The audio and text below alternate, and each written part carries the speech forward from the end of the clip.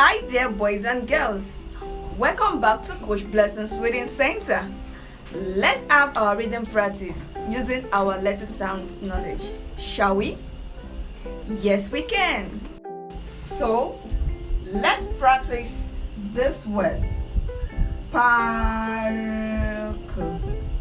Park. Park. Does that even make any sense? No way. Why?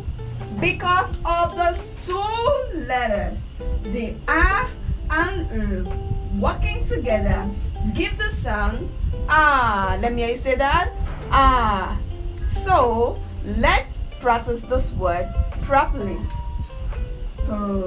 Park. Good job. Let me hear you say that again. Park. Amazing.